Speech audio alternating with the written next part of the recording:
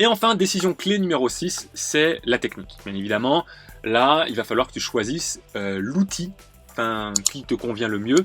Et moi, j'ai juste, comment dire, un élément à te partager pour que tu puisses prendre ta décision. En gros, il y a plusieurs outils. Moi, les deux outils que je connais et dont je peux te parler aujourd'hui sont les deux suivants. C'est EverWebinar et Learny AutoWebinar. EverWebinar, c'est la version automatisée de Webinar Jam. Webinar Jam, c'est un logiciel qui a été développé par deux Américains à l'époque et ils en ont fait une version Evergreen automatisée, Ever pour Evergreen, EverWebinar.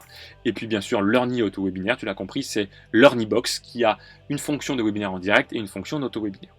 Les deux outils font grosso modo la même chose en termes de fonction, ils ont quasiment tous les deux la même fonction.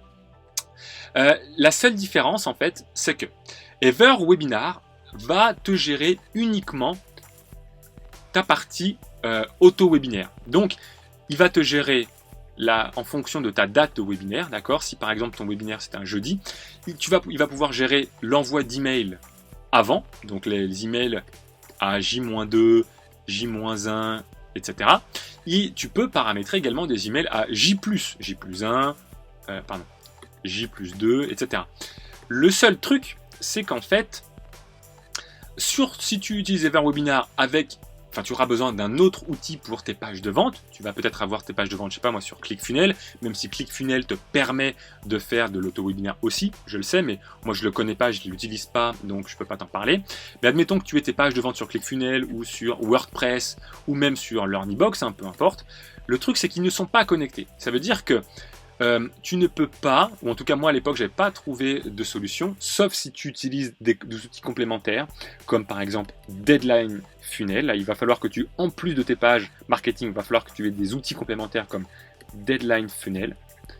Et moi, j'avais regardé, ça m'avait paru un peu une usine à gaz, donc j'avais pas choisi de le faire, parce que tu ne peux pas dire à ta page de vente par exemple, elle disparaît, tu rediriges automatiquement les prospects sur une page trop tard, ou alors une page avec le tarif standard, d'accord? Standard, hop, voilà. Une fois que l'accès à mon prospect disparaît. Si tu veux laisser par exemple 7 jours valable ton offre, si tu veux que le 8e jour, ton prospect il n'arrive plus sur la page de vente avec l'offre promotionnelle, mais il soit redirigé vers une offre avec un tarif standard ou une page trop tard, eh bien ça, EverWebinar lui n'en sait rien, d'accord? Et toi, d'un autre côté, ton logiciel de page marketing ne sait pas à quelle date ton prospect s'est inscrit. Donc c'est un petit peu compliqué. Il faut savoir juste ça. L'avantage, je vais le mettre à blanc, l'avantage de Learny AutoWebinaire, c'est que si tu utilises LearnyBox pour tes pages, lui, il sait tout. Vu que c'est un intégré, toutes les informations sont présentes. Ça veut dire que dans ton auto-webinaire, LearnyBox, tu vas savoir quel jour il s'inscrit sur ta page de capture. Et toi, en fonction de ton webinaire, tu vas savoir combien de temps il faut que tu laisses active ta page de vente. Je m'explique. Si par exemple, hop là, tu sais que toi, quand un prospect s'inscrit le jour J, d'accord, il s'inscrit le jour J, tu sais que il s'inscrit à un créneau fixe, par exemple, pour dans une journée, d'accord. Ça, c'est vrai uniquement si tu as,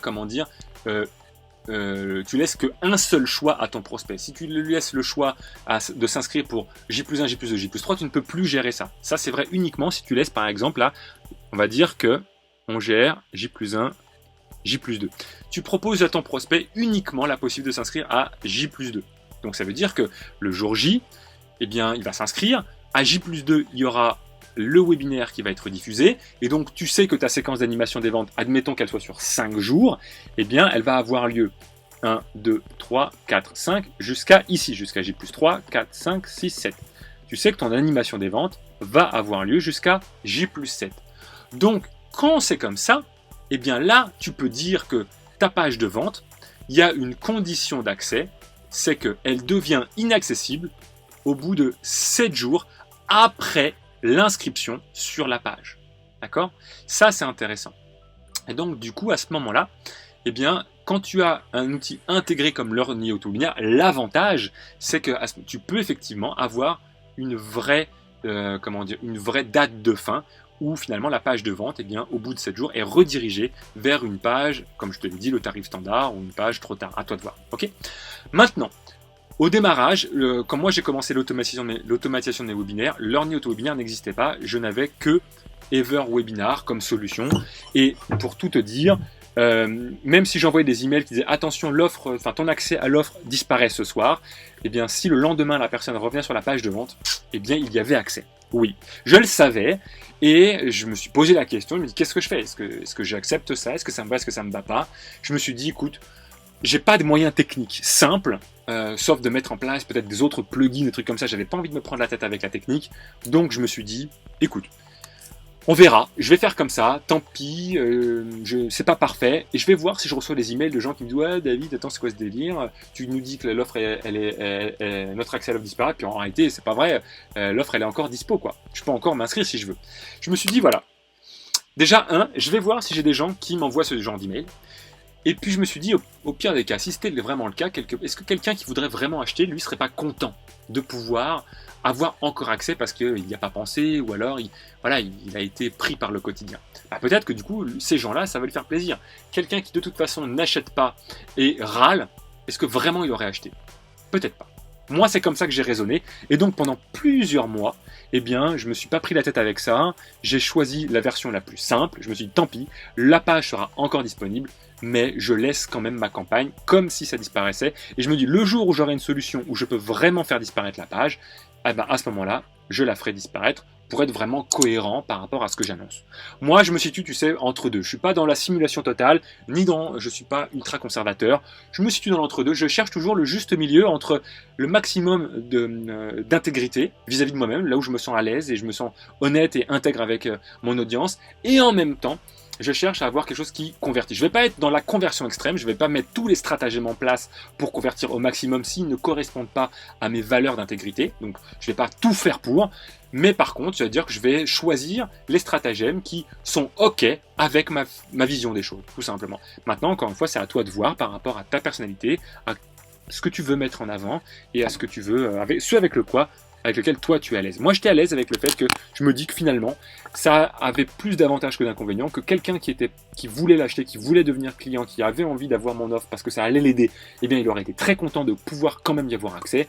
Ceux qui ont acheté dans le timing en se disant bah tiens il faut que j'achète maintenant parce que l'offre disparaît, ils vont pas être déçus non plus, ils vont pas être floués parce qu'ils auront accès à un super produit qui plaît énormément, donc ils auront mon aide, ils auront des résultats.